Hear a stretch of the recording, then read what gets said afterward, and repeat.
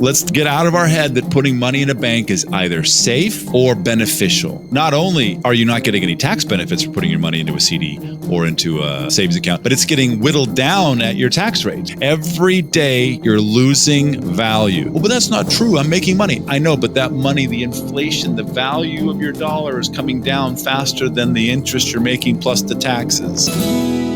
Hi, and welcome to this episode of Stacks Over Tax. I'm Sterling Grace, and this is Mark Lewis. And today we're going to talk about interest rates. I think everybody thinks interest is the enemy, Mark, and I'm not really sure if that's right or not. So I don't know. I thought I'd get your ideas and opinions on interest and what we probably don't even know about interest. Yeah. Well, if you follow Dave Ramsey at all, the dude who's all about, get rid of your credit cards and have no debt and all that, he's going to want you to hate interest, especially when it comes from credit cards, which, if you're drowning in debt, getting yourself more debt is not, he's not wrong. That part's not great. But there's not a single rich person you can think of who hasn't made their fortune using bank money that requires interest. And there's so many different ideas around where interest is used. It's sort of like a chain on a bicycle. It can be used in any other kind of device to connect something else. It's just a generic thing, which when deployed on whatever device or vehicle could create a whole new way of looking at things. And instead of just making interest bad or good, it's actually just a tool. And if we know how to use the tool, like a hammer, then we can put a nail in the wall. Or we could create a lot of violence, particularly with a hammer, which we probably shouldn't be doing. Same with interest. Interest can cause a great deal of damage if used inappropriately. It can also create a great deal of wealth when used in our favor. So first of all, let's talk about what creates our interest rate. Like, what does that even mean? Who's we, and what's this interest rate of which you speak?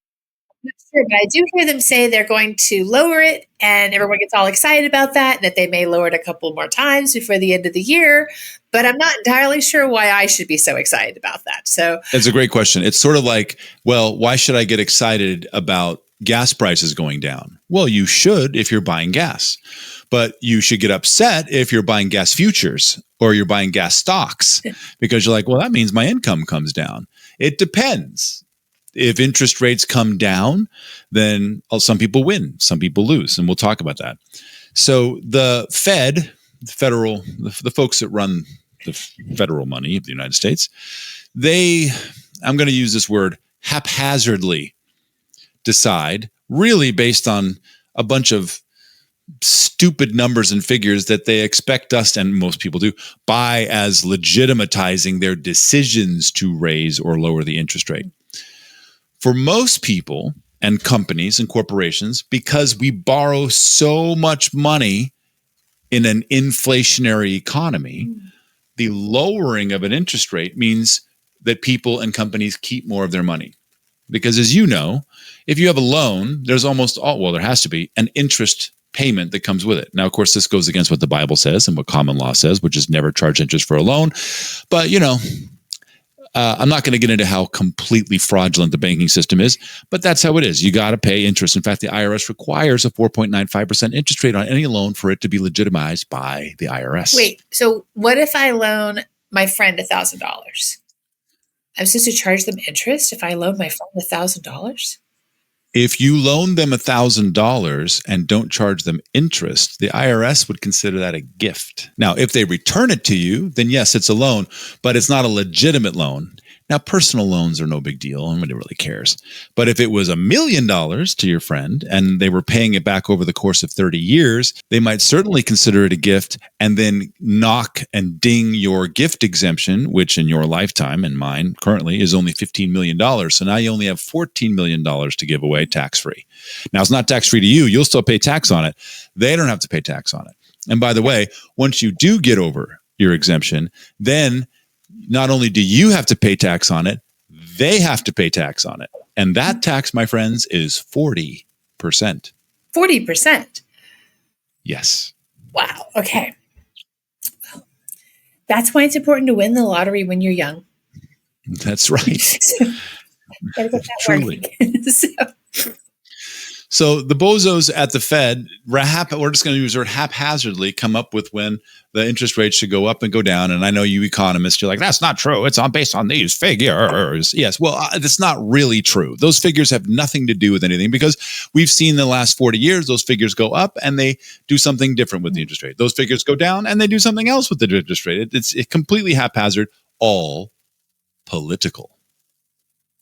So with that, interest rates going up means that where there's it's sort of like standard units of measure, somebody has to say, this is the standard. So I got this little lip balm thing. It weighs 0.16 ounces. Well, how do we know it weighs what? How do we know what weighs 0.16 ounces? Oh, well, there's a 0.16 ounce tube of something sitting on a scale somewhere in area 51 or whatever. I don't know. That says, oh, that's the true weight of 0.1. Okay.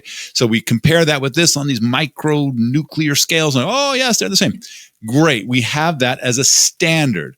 So there is a standard interest rate from which banks can negotiate. The standard interest rate is here. So let's say the standard interest rates, let's call it 4%. The Fed says 4% interest rate across the board. Okay. Then what the banks do so that we can't compete with the government. Now you think about this for a second. So that we can't get the same benefits that the government gets. And so that companies are more inclined to give the government a better deal than us. We're charged a surcharge by the banks on top of what the federal rate is. So that's why you'll see standard interest rate +1 or +1.5% or +4%. You'll see it on your car loans. This plus this plus this, standard rate plus this, local taxes, all that, local whatever. So you'll see that we have to always pay more than the government pays, and that's your interest rate. So the bank may say it's prime +2 or something. Now at 4% prime plus another 2%, you have a 6% loan. Interest. Now you still have to pay back the principal. So a lot of people got confused when they're like, 7% on $100,000. I only have to pay $7,000 a year. No, that's the interest part. You still have to pay back the principal too. So on a loan where you're borrowing the money, yes, that's costly to you. And when they bring the interest rates down, as they say, then we pay less per year if we have an adjustable rate loan, which credit cards usually are. You can get an ARM for your mortgage. Not that I recommend you do, but you could. Fixed rate mortgages don't change. That's how it is. That's your contract. If you're loving what you're learning today, make sure you click the subscribe button below and ring the bell so that you get all the notifications when we release new videos. So credit cards and loans and those kinds of things are adjusted as they come down. You, the borrower, will pay less money. The borrowee, the loan person, the loan entity makes less money. But what about the other side of the coin? So when you were a kid, did you have a savings account? Yeah, I did. And I had one of those little books that you had to take to the bank with you, and they stamped it. It was very exciting. It was very exciting. It's the only time saving money was very exciting for me. So maybe we should go back to that book system. I might really be able to get into it then. Well, and right now the book system interest rate is about similar to where it was when we were both kids. I'm a little older than you, but my parents too got me a little book and went to Security Pacific and they stamped it in there. And you're like, oh, I have money in here now. You got money and a sucker. It was a good day. It was a very good day in the afternoons. It was. I loved going to the bank. Now I hate it. But in those days, the 80s, even the 70s, interest rates were through the roof because inflation was also through the roof. And we're going to talk about how those kind of come together. Interest rates don't just control your credit cards and your loans. It also controls the savings and the certificates of deposit, the CDs at the bank. Now, the CDs and the savings accounts are always going to be less value to you than inflation. And I'm not going to get into the economics of why that is. You cannot make value in a savings account or a CD. let me say this again. There is no value in a savings account or a CD because inflation must always be higher than the interest rate you're getting in a savings account or in a CD. First of all, interest in a savings account, CD, is it taxable? I feel like they give me some kind of paper at the end of the year about my interest, but I don't exactly know I don't know which way it goes on the tax because I don't fill out I don't do my own taxes. So I don't exactly know if it's helping me or hurting me, but I get a paper. So. Well, it's not helping or hurting you. I'm just saying, is it taxable? The money you make. Oh, yeah, because it's income. It's income. That's right. It's portfolio income, fully taxable, no tax benefits, no benefits, nothing. You're 1040 plus your state. So not only are you not getting any tax benefits for putting your money into a CD or into a savings account, but it's getting whittled down at your tax rate. So even if inflation is 3%, which they're lying about, go look at your bread price in the last 5 years. Okay. If you make 5%, you're still, if you're in a significant enough tax bracket in a blue state, that money you're making there is getting whittled down to inflation, as they say it is, which it's not. We know it's in the double digits. So inflation is always going to be higher than the interest rates that you can make on savings and CDs or any other bank product. So for us to go, oh, interest rates are coming down and I've got my money in a savings account, that's not good. It's not good that you have your money in a savings account anyway. So you're not winning. Every day you're losing value. Well, but that's not true. I'm making money. I know, but that money, the inflation, the value of your dollar is coming down faster than the interest you're making plus the taxes. So let's get out of our head that putting money in a bank is either safe or beneficial. We won't even talk about fractional banking. That's a whole other conversation. So when they move the interest rates up or down, then we have to go, which side of that are we on? Now, there's another aspect of this that most people don't talk about, but we should really cover.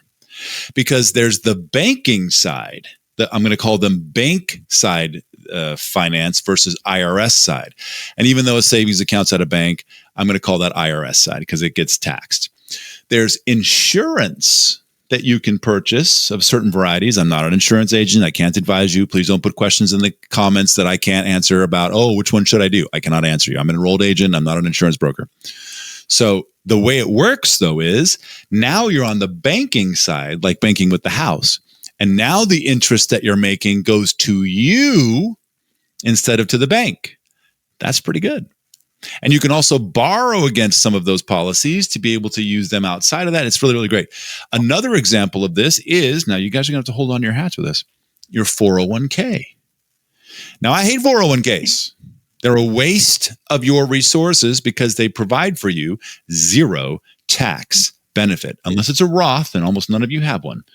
But zero tax benefits, even with your employer matching. You quote me, you run the numbers and you tell me that ain't so. I've run them.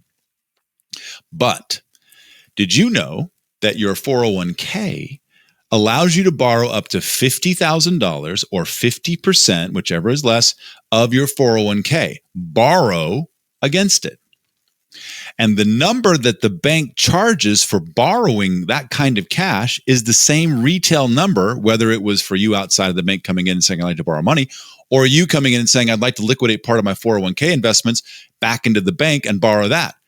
And last time I checked, I have a friend who was doing this. It's 9%. 9%. And you're like, well, that's horrible. Why would anybody do that? Oh, because you're on the banking side and that interest comes to you. Oh, that's great news. Right? Yeah. Wonderful. So you're in the market with your 401k at doing, who knows, 8-9% a year, capital gains. And you know that, well, that money is going to come back to me. It's capital gains. Well, it'll come back to me as ordinary income. I'm not really getting tax benefits, and it goes up and down. And I'm going to experience the downtrends. I'm going to lose value, and it's going to come up. It's a lot. Or you can take half of your 401k or $50,000 and just borrow. And now it's a cold, hard 9%. And as they raise interest rates while everybody else goes with credit card debt, you're like, yeah, because it's coming to you. Unless it's coming in your 401k. It's not coming to you. It's coming in your 401k. Best way to invest your 401k? Borrow against it. Well, what about the money that you borrowed? Do whatever you want. It's borrowed. And there's no credit check. Why? Because it's collateralized. It's your stuff. Does the bank care what you do with the money? No. Put it into crypto. I mean, I'm joking, but whatever. It's your money. It's bank money, but it's because you got to get that you're on the banking side. The money's coming to you. So the 9%, when are they going to give it to me? Well, it goes into your 401k. It's going to go into the 401k. Yep. Got it. Okay. I was just checking to see if they were going to give me a check or how this is going to work. So, yeah, they're not going to squeeze it out to you. Okay, that's just checking. So. No, the only time you have any access to your 401k or your IRA before you're 59 and a half is if you do the ROBS program. Now, some people are like, oh, well, they're self-directed. Well, yes, but there's severe limits. I'm going to say severe limits on those things. Yes, you can do real estate, but you're going to sell options. You obviously have to use cash, which is extremely expensive and makes those useless. I mean, my dad does it, but it's like, gee, Dad, you have to put $40,000 into a single contract option. That's crazy. But, much better to have control. And in the ROBS program, that's where you have nearly unlimited control to do small business things, which is really, really good. And there's one more aspect about interest that we really need to describe. And that's people, and again, Dave Ramsey is kind of the biggest culprit around this. And I'm sure he saved up all his pennies to pay for the $100 million headquarters he has a few miles from me here in Central Tennessee. I'm sure he saved for that. There's this word, it's a weird word. It's called arbitrage. Arbitrage means don't look me up in the dictionary. I'm going to get this wrong, but you're spending money here, but earning money to do so. And you're earning either actually more money or value for the money, which makes it more valuable to do this. So, for example, if you could borrow, and this is what insurance policies do, I'm making this up, in your IUL, let's say, 7% tax-free money from having your life insurance with somebody. And then you borrow money out of that policy at 6%. You have a 1% arbitrage, which means you borrowed money, but you're still making 1% on the money. Where do you get that? No, don't we always cost money to be able to borrow money? Not all the time. Not on the banking side. Not when you're borrowing from assets that you hold or that you're in control over. So if we had a 7% insurance policy paying 7% a year, and the policy allowed us to borrow up to 90% of the value of the money for 6%, the policy is still making 1% a year, and we have access to all the money. That's a good deal. You can actually go into a deficit with arbitrage if the value of having the money was significant enough. Here's an example. You've got $1 million house, and you've got a HELOC or some other kind of home equity line of credit. That line of credit is going to charge you 6.5%. Let's call it round figures. Let's call it 7%. You could borrow $500,000. You also know, now we know that savings accounts aren't that great. We shouldn't do that. You're going to lose money on the deal. But are you losing money on money you didn't earn? Think about that. If you didn't spend your time, the non-renewable resource you have here on the planet, your time, and you signed on a dotted line and got money and then put it into a savings account and made 5%, do you care about inflation that much? No, because I got the money out of thin air. So if I pull $100,000 out of my home equity line of credit for 7%, yes, I'm going to pay 7% interest. And everybody's like, ooh, that's bad. There's 7%. That's, who's going to pay for that? Okay. And let's say you pulled it out because you did it for an asset protection reason, because you're like, I know it's very difficult for the IRS or someone else to come take my house if there's less than 50% equity in there. So I'm going to do that for now. And while I figure out what I'm going to do with the $500,000, I'm going to go put it into a savings account that has 5% interest. So the bank's going to take 7% interest from me, I take the $500,000 and I put it into a savings account that's going to give me 5% more.